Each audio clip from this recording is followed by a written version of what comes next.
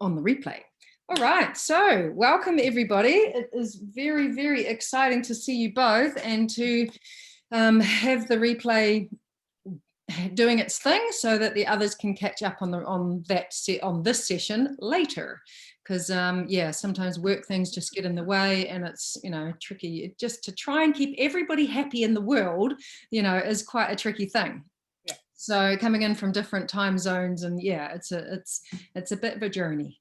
So I would love to welcome you all onto the call, and I would love to open the session by just a little kind of recap in terms of what the module was that you have all been through. And this module is all about rules and boundaries. And I actually just wrote a post. I just sent it off a few moments ago, so I know you wouldn't have seen it because it's that fresh. But what I actually wrote, I put a picture of me this morning just lying in the grass after I'd gone out for a walk. And what was coming up for me was the realization, which I've been aware of obviously for a little while and wanted to share it, was that the relationship that I have with my own boundaries in terms of myself, so the boundaries that I have with myself while I'm looking after myself are a direct reflection to the boundaries and rules that I have on the other people around me, my partner and my children and my colleagues and my mother-in-law, or, these other people around me. That's a direct reflection of how we actually look after ourselves. And it's linked in a big, big way to the We Parent from the Past track, which you both know, you guys know about, and the We Put Our Kids First track, when we get stuck in the trap of putting other people's needs ahead of our own. Yeah, and we're so good at this, aren't we? We're just so good at it. Because we are so often, especially women, so giving, so nurturing, and just it all comes out of us, and there's not a lot coming back in. There's not a lot coming back in. So working out how we can bring our own rules and boundaries, our own personal rules and boundaries in for ourselves, is a really great place to start to balance when we're trying to get these rules and boundaries in for the other people in our lives, so that we don't keep getting these triggering moments and getting to the end of our rope, and the absolute end of our capacity, and losing it and turning into the shouty parent. And we've all been there. So yeah, that's the piece that I just wanted to drop in around the link there. Yeah, because it's always about bringing it back to ourselves. Yeah, because whatever's happening around us is a direct reflection of what's happening inside of us. Yeah. Okay, so what I would love to do is to have a little, just sort of open it up for you guys to talk. But in terms of the three modules, I've got my copies here that I'm going to just refer to.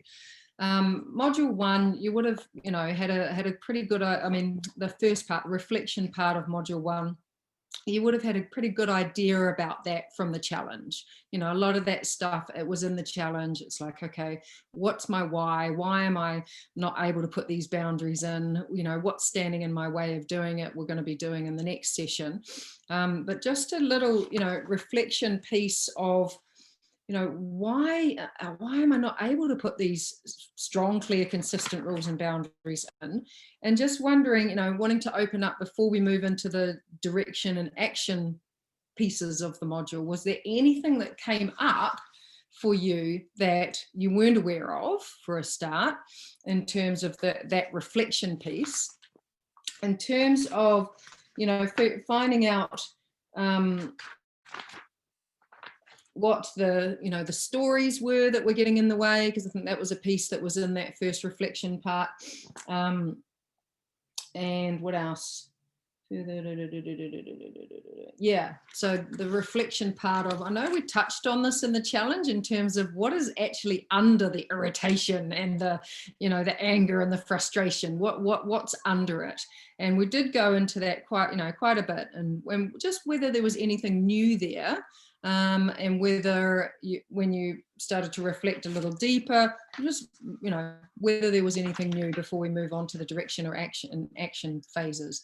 The other couple of parents that are on the call weren't in the challenge. So they found the event afterwards and, you know, were just like, okay, need to be there.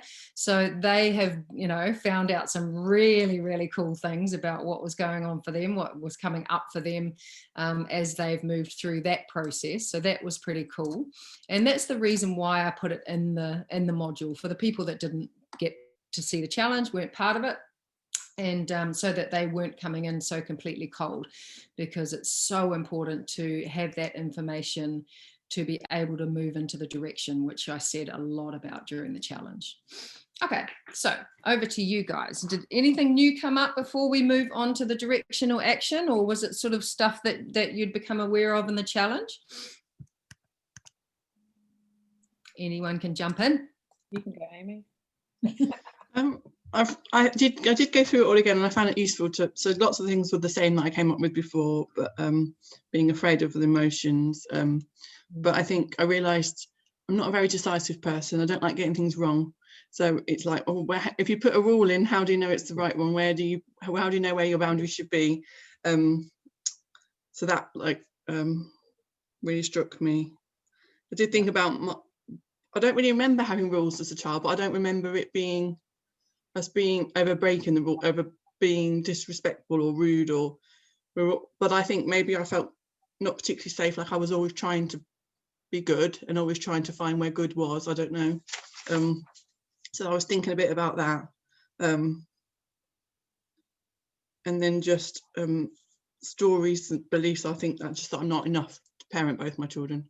Yeah. I can't give, they're very different children who need different rules. My first child he really got really simple, you know, he accepted them, he did what he needed to do. And then my youngest is not at all like that, and it feels like it doesn't go in. So I feel like I can't come up with a rule that will fit them both, and they go, it's not fair. So that whole I'm not enough.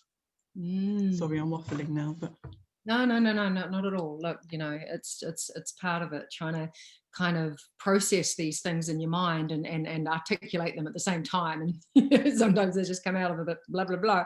But it's all good stuff. It's all really good stuff, because the more we talk about it, the clearer it gets. And, you know, that's just part of the process. One thing that I did want to touch on, or a couple of things actually, when you said, you know, you're not sure, you know, and I know they want to get it right all the time. We're so conditioned to want to get it right. And the choice module that's coming up, you know, in a couple of modules time, is a really big one in this. It's like, so often we feel like we haven't got any choice because we've only got a decision between the right thing and the wrong thing. And it's like, well, that means I've only got one way to go because I have to get it right. So yeah, we're completely conditioned in this, you know, perfectionist kind of got to get things right, from a real fear of getting it wrong, you know, real fear, and it drives us in that direction. And there's a real trust piece in here, and a willingness to get it wrong, you know, and for that to be okay. You know, for that to be okay, because it's more than okay for us to get it wrong. And I often say to my boy, you know, before you were born, I wasn't a parent, you know, so I'm learning how to do this. And I think so many of us have been conditioned again into a place of that's not okay, because we need to, you know, have it all together and, you know, be the kind of person that knows exactly what they're doing. But there's such a beauty in that, because it gives permission to our kids to get it wrong as well. Yeah. And the other thing that I wanted to mention is, why do your rules have to be the same for your boys? Because they constantly go, it's not fair, he's got that. It's just like they feel like it's not just if they're not. I mean, they're 5 years apart, so they're very different. But yeah, and I also I'm not avoiding that question, but I just thought I'd say as well that I had written down that my needs are not important. So just then we're talking about sort of being a people pleaser. I was like, actually, that I've written that down because I think for me, the rules feel like they're about me, and I get that they're about making my children feel safe as well. And I know my youngest doesn't feel safe. But when I think about putting rules in place, and sort of, you feel like you're being the no man all the time, don't you? Like, no, you can't do that, you can't do that, you can't do that. And that's about me and my needs and not what they want. Yeah, and it completely messes with that belief, doesn't it? You know, that my needs are not important. You know, all of the not good enough stuff, and the not worthy stuff, and all the stuff that we're going to be talking about in the next session, in the stories and beliefs, because it completely messes with that belief. You know, it absolutely 100% does, and it feels really foreign. It feels really, you know, it's like kind of like pushing shit uphill kind of thing. And the thing is, with the work that I do, is that I'm going to get you to do that all the time. And it's to step into that place of uncomfortability and to really get to a place where you're enjoying doing it. And you would have read me talking about the benefits and the impacts, and the pain and the pleasure. Yeah. When you can start to associate pleasure with leaning into that kind of uncomfortable place, because you know that it's going to shift you into a different direction, then you're on your way. You're on your way. Yeah. And the thing is that once you can get to that place, once you can get to the place where it's like, wow, I can see that I've been a people pleaser all my life. I can see that I put my needs at the bottom of the heap. And then it's like, okay, how can I flip that into the pleasure being on the other side? And then, you know, things really start to shift, and you actually start to get excited about that kind of uncomfortable feeling, because you know you're stepping into shifting things. Yeah. And I call it DSD, do something different, or dance the opposite. And in terms of you know, getting a different result, it feels challenging while you're first starting to do it, to jump over to that other side of the spectrum. And I sort of language it like a bit like being on a seesaw, that, you know, if you're kind of at one end and you're stuck on the ground, or you're kind of flying at the other end and you can't move, you want to actually flip over to the other side. So that's a really cool piece to see. Yeah, it's a really cool piece to see, because it means that you know where you are. And if you know where you are, you can easily find the opposite. You know, and that's the gift. And because if you don't know where you are, you can't see the opposite, you know, so that you can go and hang out at that end for a while. And sometimes that end for a while is so the opposite extreme, where you are making it all about you. Because for your entire life, however old you are, you've been making it about other people, you know? So it is going to feel like you're being selfish, you know, and that word's got a bad rap, and I'd like to change that, because I think being selfish is incredibly powerful, because what it means is that you're putting yourself first so that you can give more to others. You know, you can better serve, you can better meet the needs of your beautiful family, you know, from a full tank, not an empty one. Yeah. So the other thing that I'd really like you to look at, Amy, is about your rules with your boys. Yeah, that, and I know I get the unfair bit, and I think that there might be a bit of emotion there that you're avoiding, and thinking, oh well, I have to keep everything fair, because life ain't fair, honey. And the sooner that they know that, the better it's going to be for them. Yeah, the sooner they know that. Yeah, I've drawn a blank when I had to write down what rules I wanted. That page is blank. Yeah, it'll come. And the beautiful thing about it is that as we're moving through, because all of these modules work together, it'll get clearer. Yeah, it'll get clearer as we're moving through the process. So, but I really wanted to drop that in, because 5 years difference, you know, there's going to be things that your older boy can do that there's no way your younger guy can do yet, you know. Yeah, like, and there are. It's just like when we have, I mean, they are different. They do have different expectations, but you know, they don't go to bed at the same time. My youngest doesn't play the same games, and you know, we are.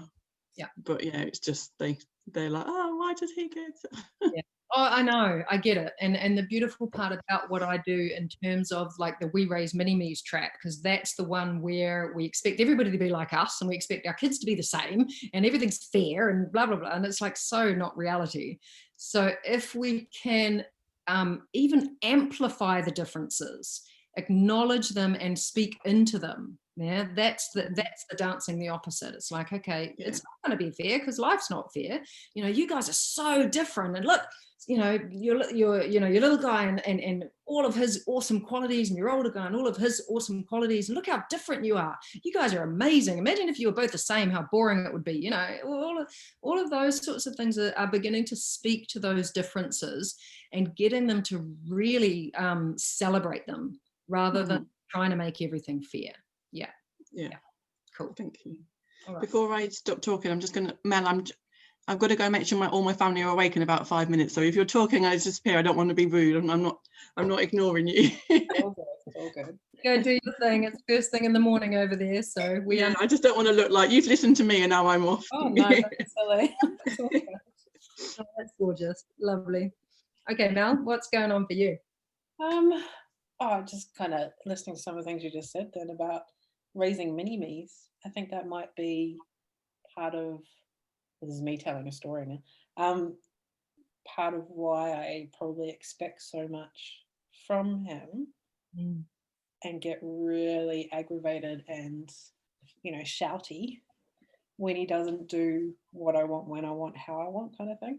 Yeah. Because I'm quite an introvert, but my 4.5-year-old, he's freaking out there, he's bouncing off the walls, and he's, you tell him to do something, he gets distracted quite easily, and he does it his own way, but not at the right speed or, stuff for me. So I just, I don't know. I'm probably encroaching on stuff that's not boundaries/rule related, but no, that's all right. Sorry, I could just hear my cat. That's right. But yeah, I mean, I guess I'm just reflecting on, why I get shouty, and then thinking about the boundaries. I've never thought about the boundaries. It's just like, yeah, I mean, just reading what boundaries and rules were really helped, because we've got things in place, but we've never put the label on them. Yeah. And then just like wondering, why does he do it sometimes and not the other time?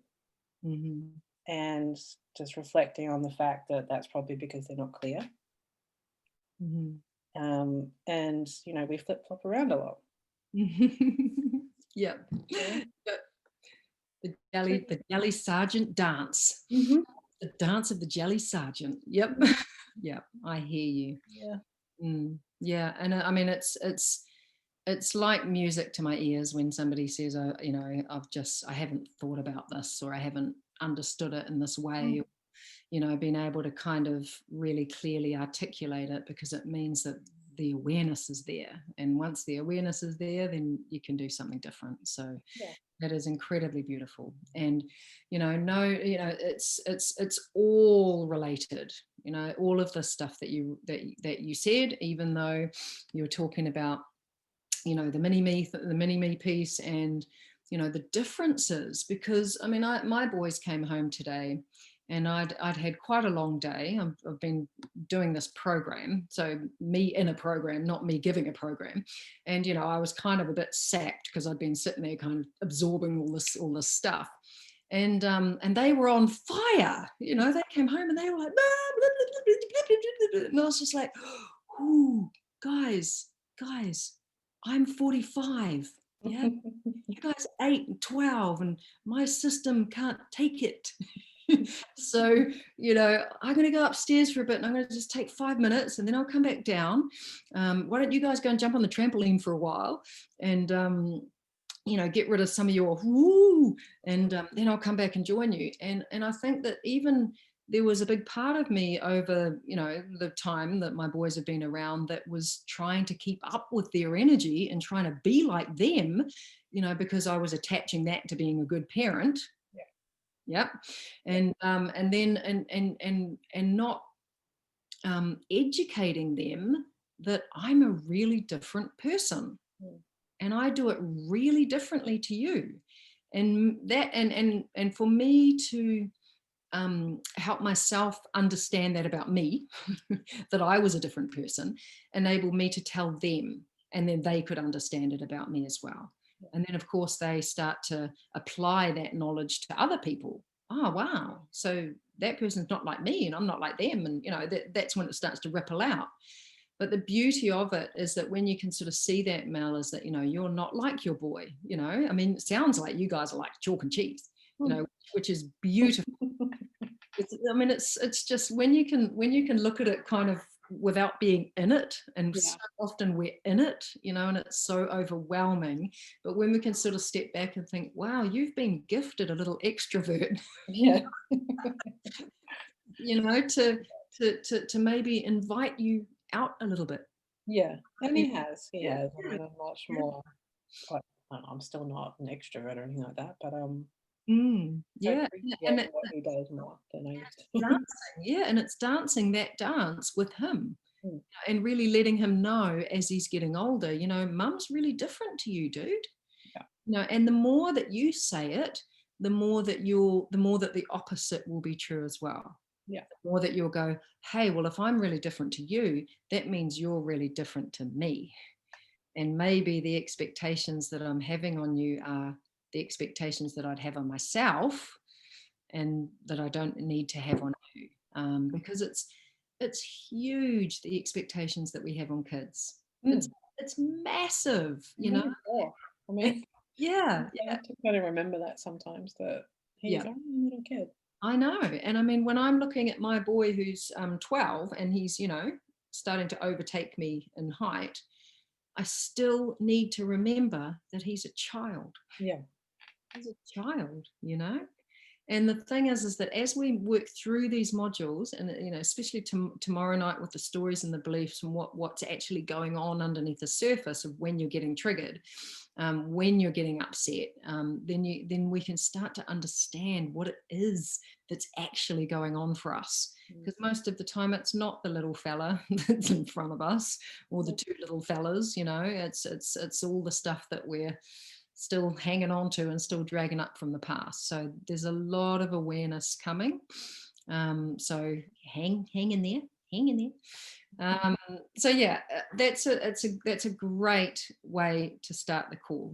Great awareness, great reflections, and don't worry if it's not all there. Because this is stuff that we've been carrying around with us our entire lives since we were in that age bracket of 0 to 7, because that's when all of this stuff is conditioned into us. That's what's known as the program period.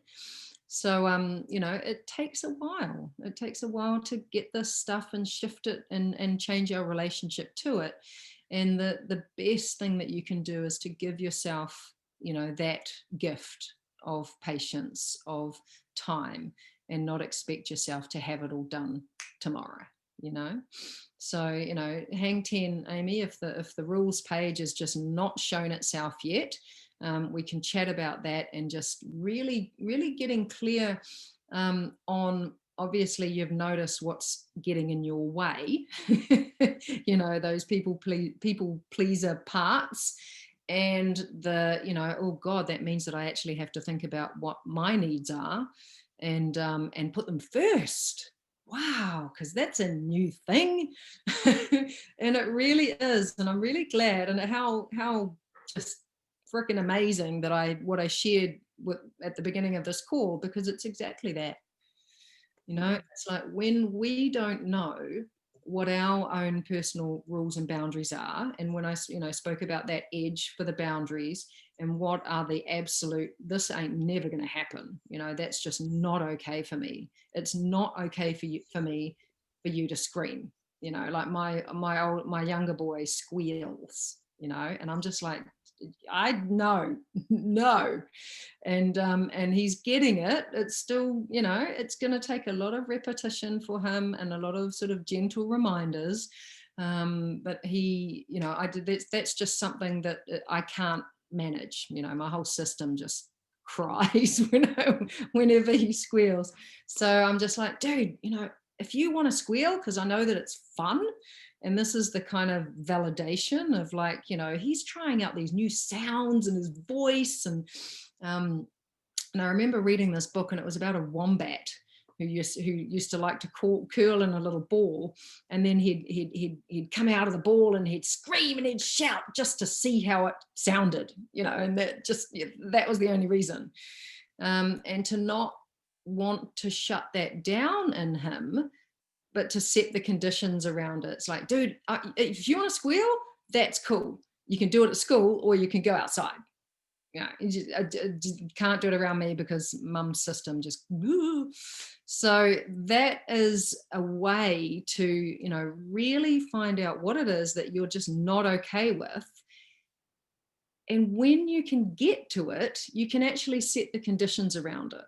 Yeah, because and this is kind of leading into the choice module. The choice module is about being able to support our children in their choice to do something. Yeah, because we really want to do that. We just need to set the conditions around it so that our boundaries aren't being crossed.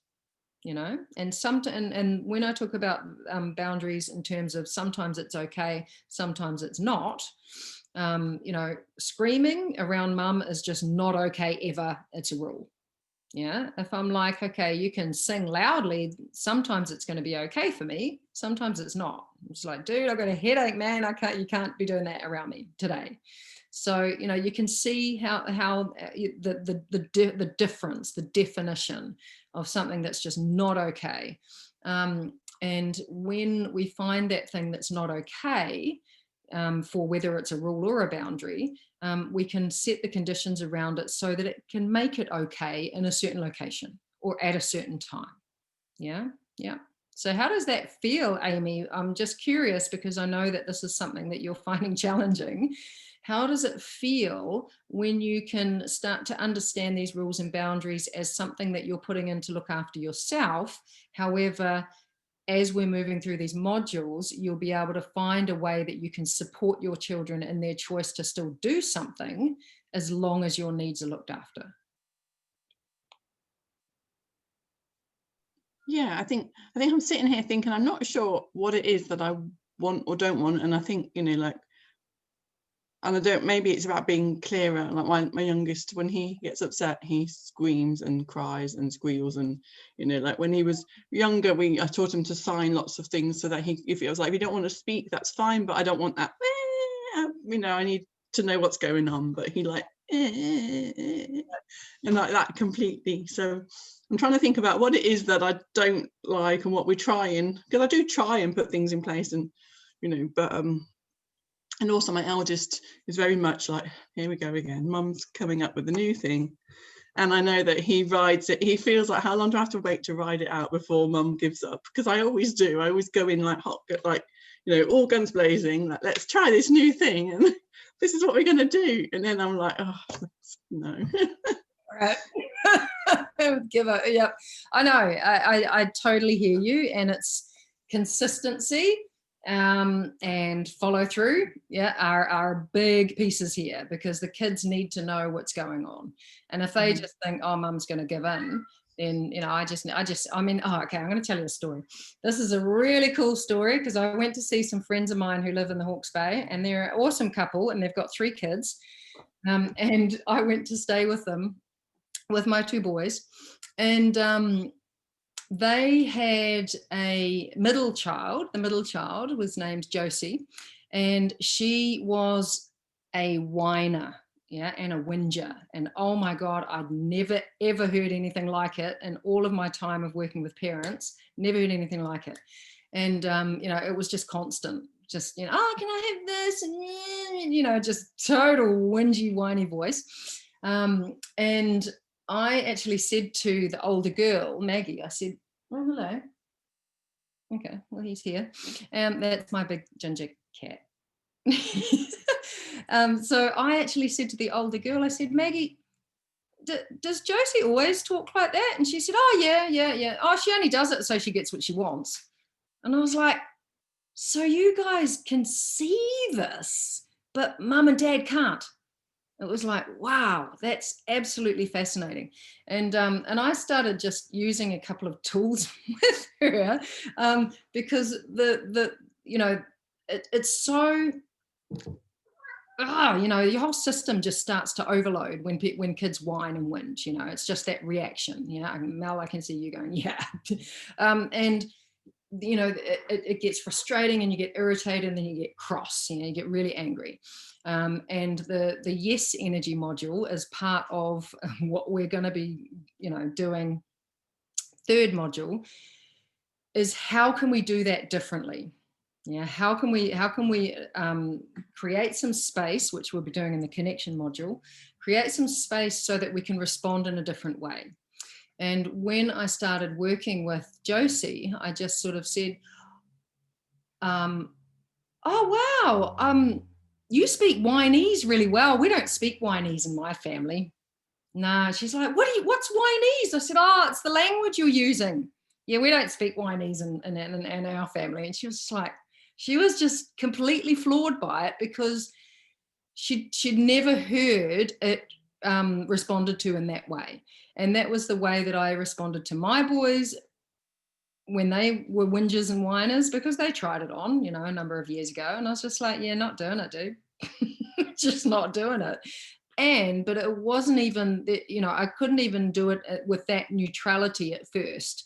I had to completely flip over to the other end of the spectrum and make it fun and silly and playful, because that's the complete opposite.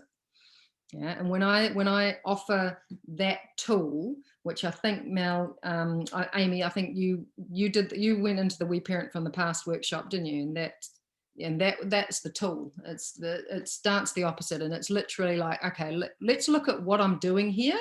What am I doing? What's the action that I'm doing? What's the reaction? And how can I do the exact opposite?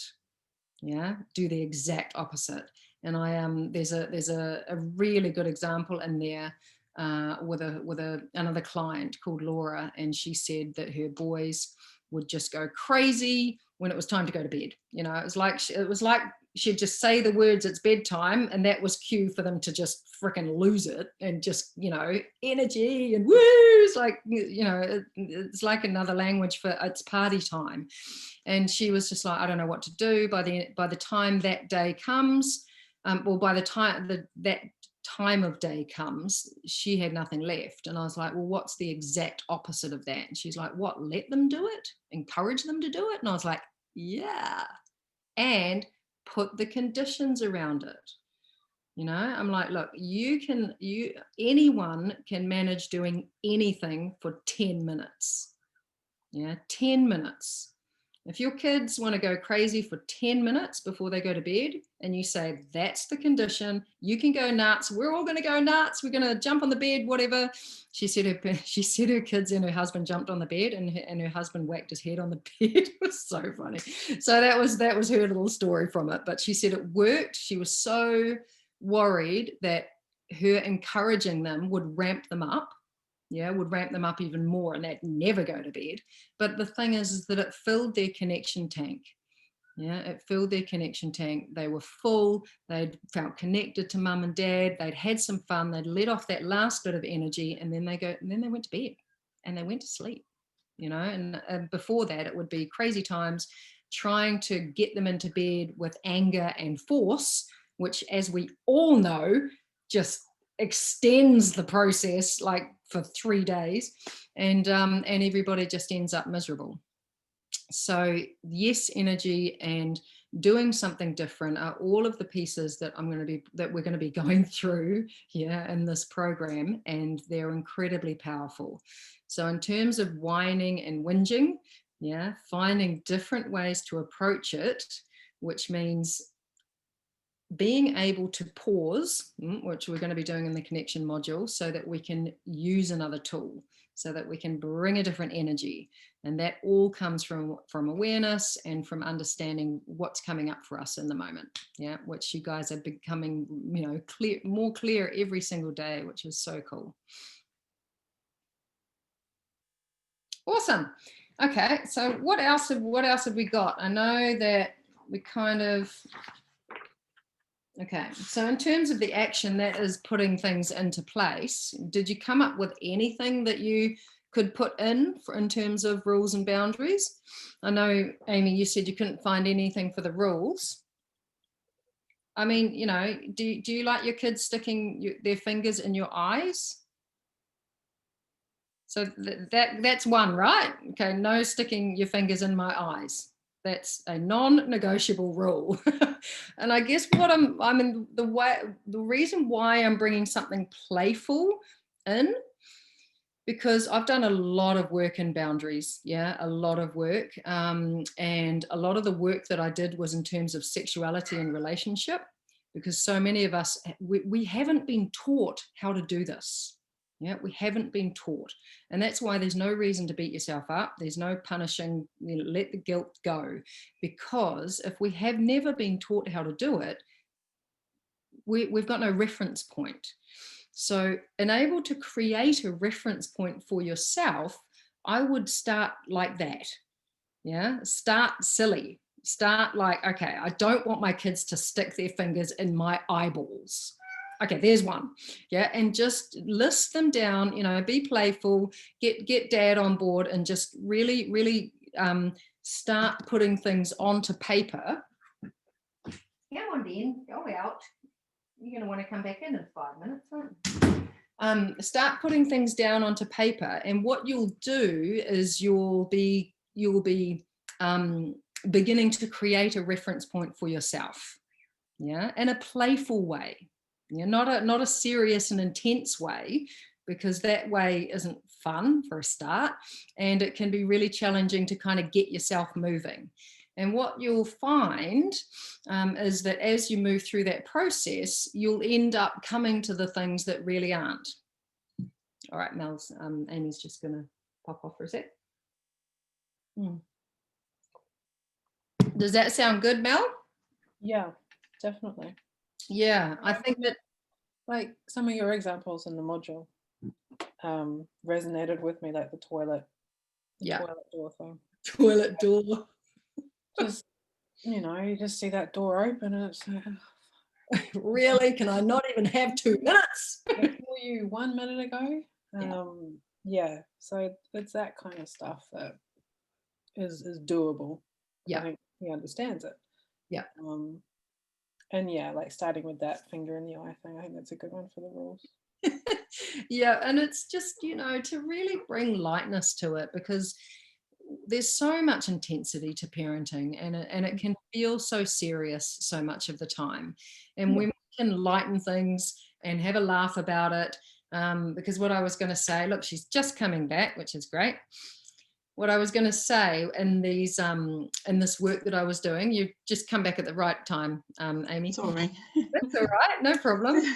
When I was doing these workshops in sexuality and relationship, because as I said, so many of us were never taught about boundaries and how to keep ourselves safe and how to keep ourselves sane, and emotionally, you know, well, you know, just our emotional well-being in a good place. But in terms of sexuality, it's a really good place to start to understand them, because it's so clear. You know, it's so clear if somebody sort of comes at you in a way that you do not like. And I remember somebody, we were doing work with boundaries, and I remember saying, I don't have any boundaries. I was like, oh, really? So it's okay if I stick my fingers in your eyes? You know, or my thumbs, you know, so it's okay if I stick both my, you know, like 2 fingers in each nostril. Is that going to be okay for you?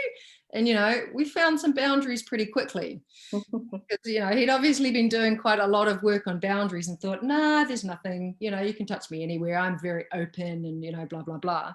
So, you know, it's a fun sort of light way of finding where your boundaries are, because in terms of our skin, our physical body, you know, so many parents, mums especially, feel so touched out, you know, by the end of the day, and they don't want to be touched by anyone, you know. And dad's like, hang on, we used to have sex, you know, back in the day.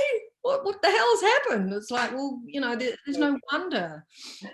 We're so, you know, it's just like, yeah, mom, man, hanging off, and, you know, is the younger the kid, but even still, it's like how to really protect and honor and nurture our own space, Yeah, our own physical body and the space around us, which includes the sound that is around us, and to really get clear on the rules and boundaries so that we know what they are, so that we can get them in early. Yeah, so that we can get them in early. Because I know that when I used to get them in, it would be like after after the reaction. It'd be like, and then I'd be like, um, almost getting angry at them because I hadn't put it in time, and I had no awareness of it, no awareness at all back then. And when I got to the point where it was like I could say, I'm feeling my body, I'm shutting out what's happening here, and this is what the connection module is all about. I'm feeling my body and thinking, okay, I'm not okay right now. So how can I make it so that I'm okay?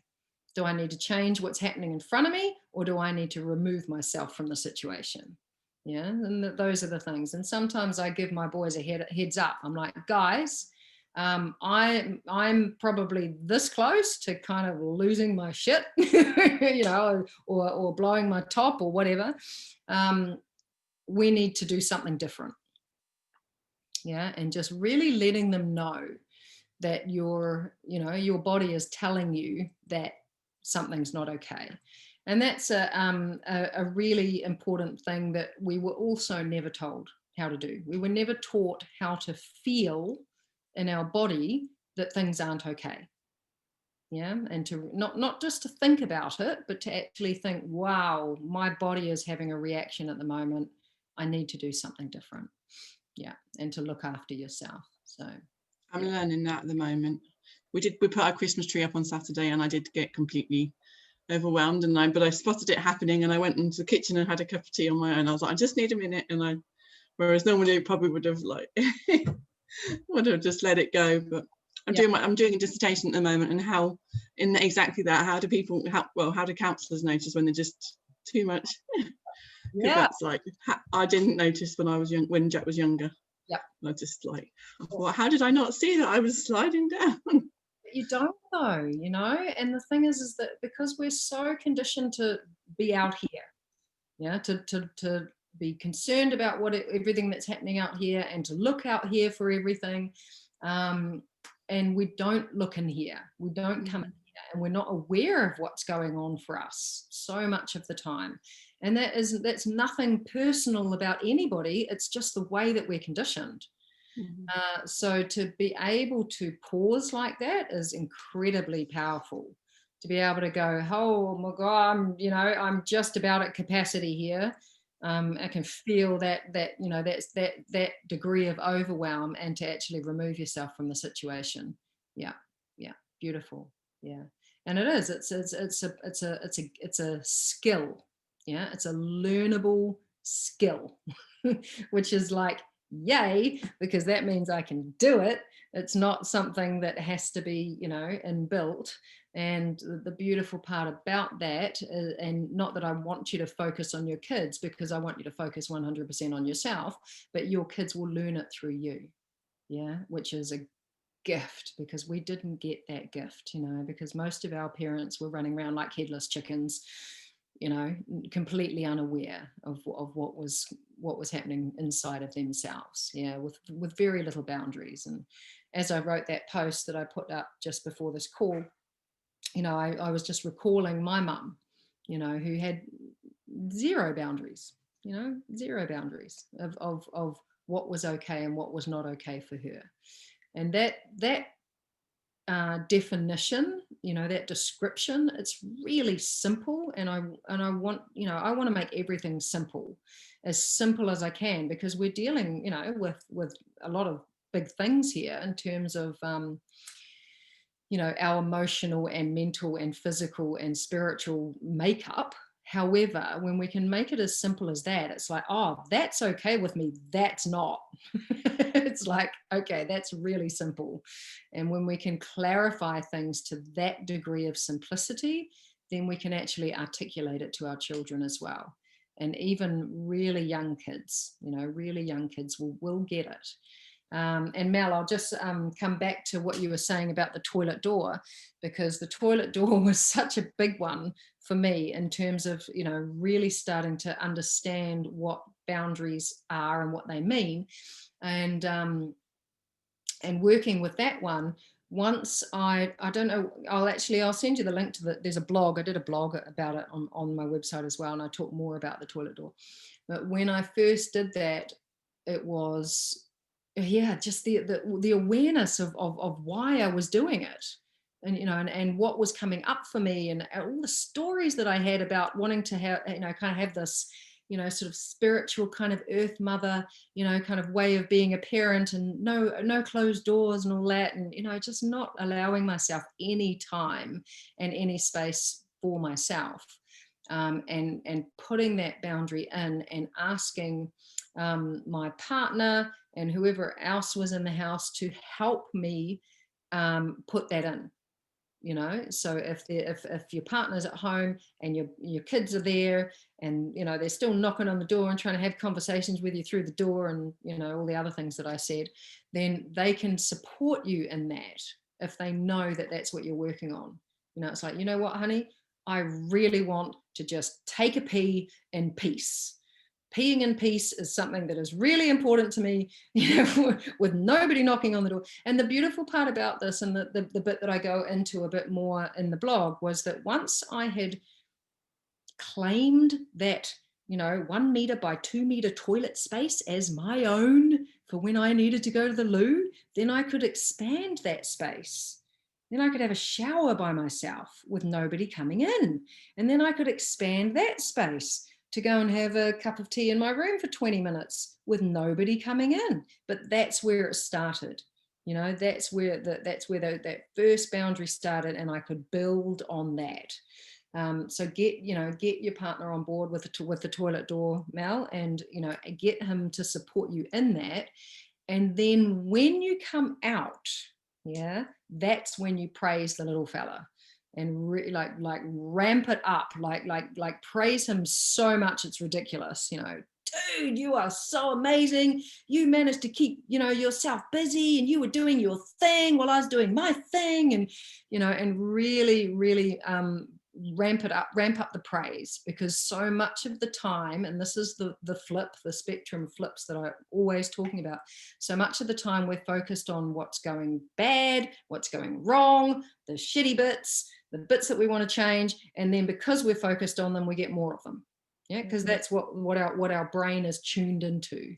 And when we can flip that focus and start to praise on the stuff that the kids are doing right, things really start to shift, because they work out, wow, mum just gave me all this. I feel like I'm so amazing, and it's because I didn't go and knock on the door. Wow. Yeah. So that's like, I find it kind of, I guess, I don't know if it's my introvert again, but I find it kind of hard to be that outgoing, crazy person. Yep. So I'm trying really hard to do that. Like, well done, buddy, you stayed in your bed all night and all that sort of stuff. But it doesn't come naturally. So it's the learning process of trying to be a happy, outgoing, rah person in front of him. Can I tell you what? It didn't come naturally for me either. Yeah, it just, I don't know, I guess I feel silly, but then you just got to, it's your kid, right? You got to put that aside and Yep. do what you need to do. Yeah.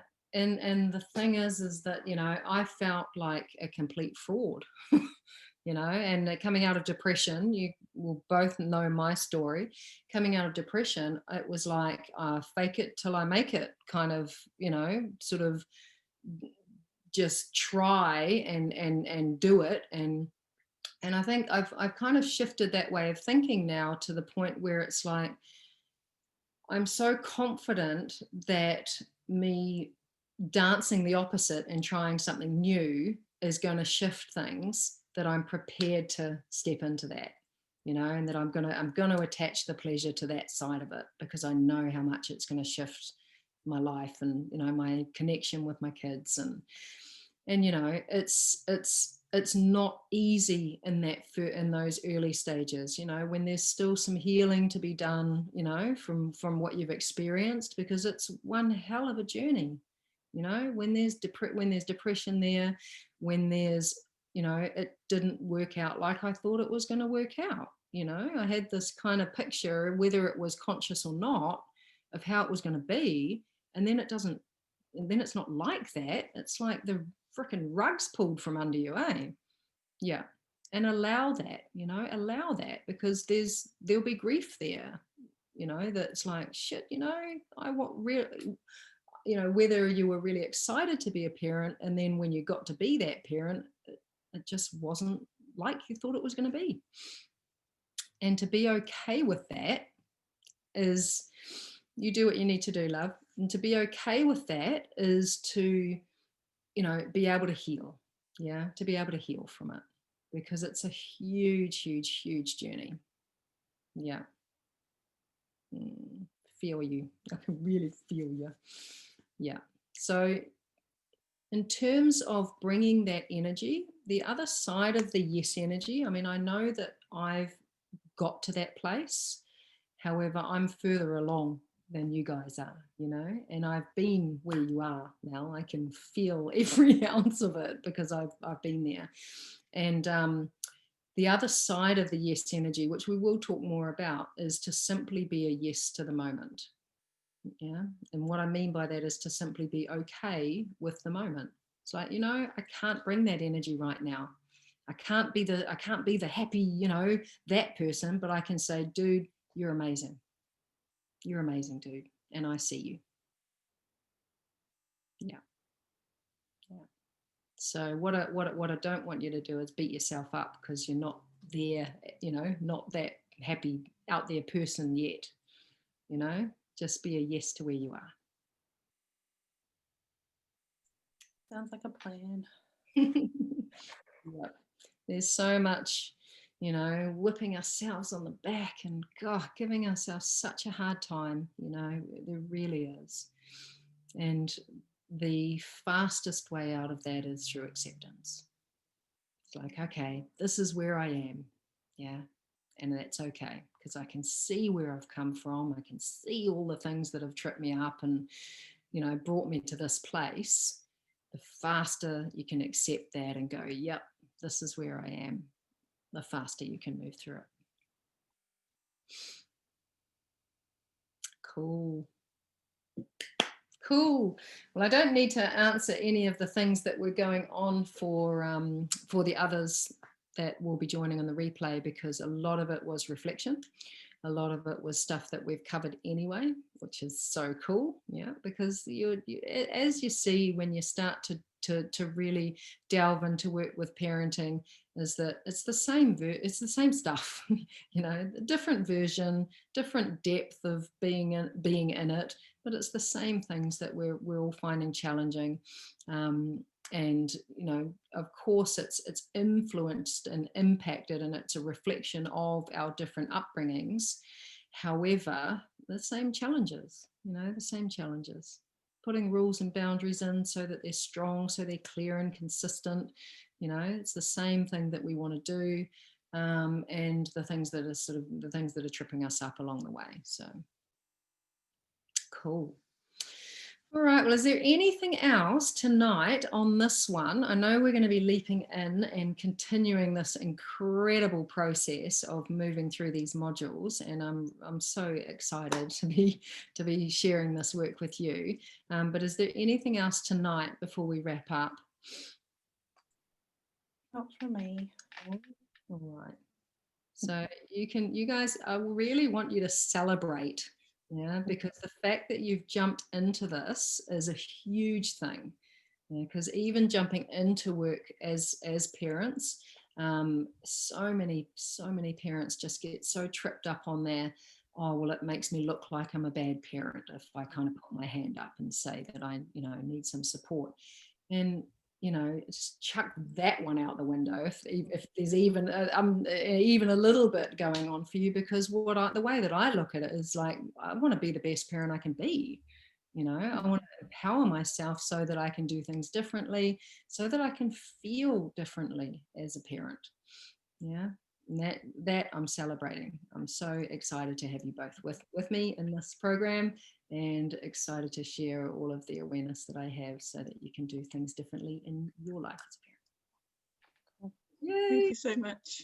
All right, beautiful woman. Have a beautiful day, Amy. Have a beautiful evening, Mel. Thank And you. jump into the stories and beliefs module. Mhm.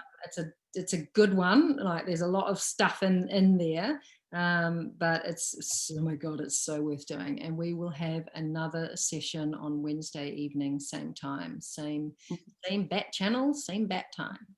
All right. Good. Thank you. Lots of love. See See ya. you Wednesday. Bye.